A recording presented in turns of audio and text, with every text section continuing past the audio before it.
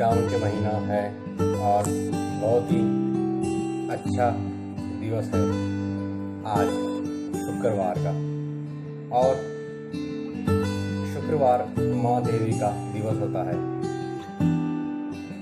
आप सभी को जानकर बहुत ही प्रसन्नता होगी कि एक बार सद्गुरुदेव ने हमें अन्नपूर्णा लक्ष्मी सिद्धि का आशीर्वाद देते हुए यह बताया था कि श्रावण मास में अगर अन्नपूर्णा लक्ष्मी सिद्धि हम करते हैं तो वह गृहस्थ जीवन के लिए श्रेष्ठतम वरदान कहलाती है। या आप कोई भी मुख्य नक्षत्र आए तब अन्नपूर्णा माँ की सिद्धि प्राप्त कर सकते हैं। आप देखिए कि अन्नपूर्णा देवी का अपने जीवन में बहुत ही महत्वपूर्ण स्थान होता है अगर यह माँ प्रसन्न हो जाए तो। कहते हैं कि शिवानंद आश्रम में लगभग 30-40 शिष्य स्वामी शिवानंद जी के हैं, साथ ही रहते हैं। ये शिवानंद जी बहुत ही सिद्ध योगी हैं और पूरे गढ़वाल में इन्हें सभी इज्जत से पुकारते हैं और पूरे गढ़वाल में आप जाएं तो इनकी चर्चाएं हैं। 100 वर्ष से भी अधिक आयु के ये है। पहाड़ों पर एक जवान चलता है उस प्रकार पैदल चल लेते हैं। आंखों पर कोई चश्मा नहीं है, मुंह पर पूरे दांत सुरक्षित हैं। लगभग 80 वर्षों से विविध साधनाओं में रत हैं और जिनकी वजह से ही वे सर्वाधिक प्रसिद्ध हुए हैं उनकी अन्नपूर्णा सिद्धि की वजह से। गढ़वाल में शायद ही कोई ऐसा व्यक्ति होगा जो शिवानंद आश्रम की यात्रा नहीं की होगी और वहाँ का भोजन नहीं प्राप्त किया होगा। सभी शिष्य अत्यंत ही नर्म, विनीत और आग्रह करके भोजन कराते हैं, जबकि पूरे भारत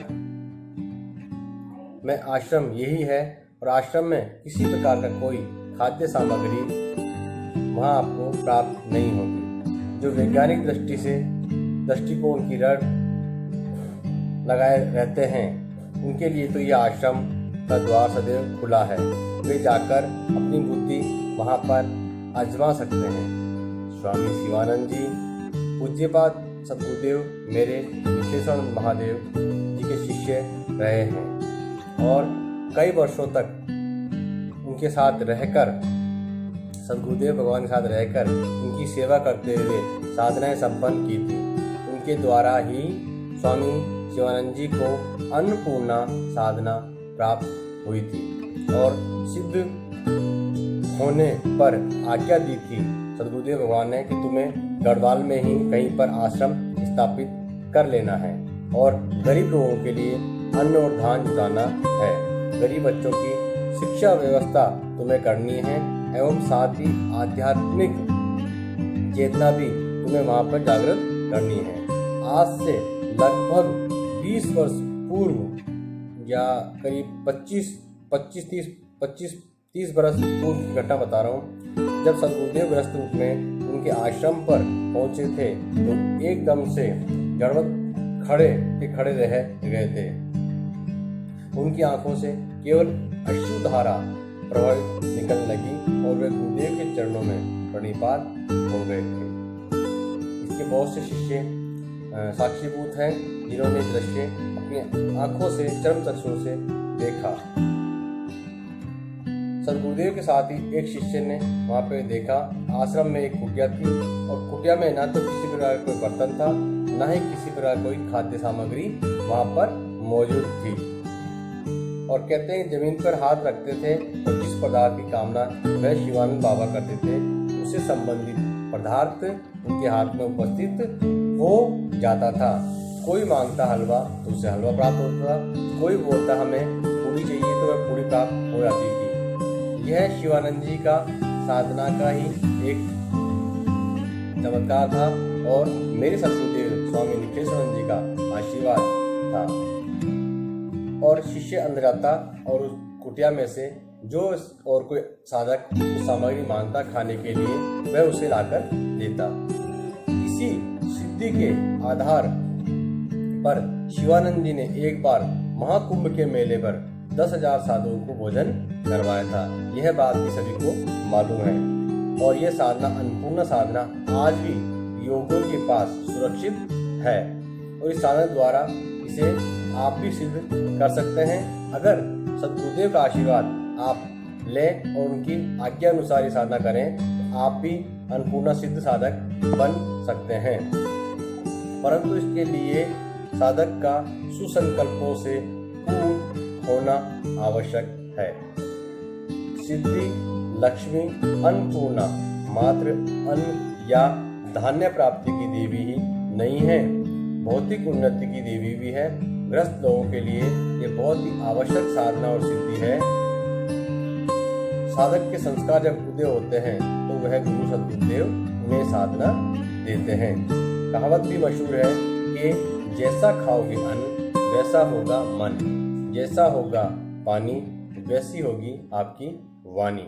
अर्थात अन्न मात्र कोई पेट भरने वाली वस्तु नहीं है, आप जान लें, अपितु व्यक्ति के समस्त संस्कारों और जीवन में पग पग पर किए गए कृत्य उसे ग्रहण किए गए अन्न से ही निर्मित होता है। यदि अन्न पवित्र होगा तो सब चीज शुद्ध होगी, सत्वृत्ति से उपार्जित होगा तो निश्चय ही उसे ग्रहण करने वाले में बुद्धि, संस्कार, सद्वृत्ति का विकास होगा। शास्त्रों में कहा गया है अन्न ब्रह्म, अर्थात अन्न गेहूं या चावल के ढेर को नहीं कहते, बल्कि अन्न तो साक्षात ब्रह्म का स्वरूप होता है, जिससे पूरे शरीर का अपने निर्माण हुआ है, इससे पूरे शरीर को जीवन शक्ति प्राप्त होती है। आर्य परिवारों के बालकों को ये शिक्षा दी जाती है कि भोजन करने से पूर्व भगवान को स्मरण कर भोजन अर्पित करें और यह अन्न ईश्वर रूपी प्रसाद स्वरूप ग्रहण करना ही दिव्यता का सूचक होता है। भोजन कई प्रकार के होते हैं, तामसिक, राजसिक और सात्विक। इसी के अनुसार उग्र, तेजस्वी और सरल व्यक्तित्व बनता है। भक्ष्य अभक्ष्य में भेद न करने वालों की बुद्धि भी वैसी ही हो जाती है।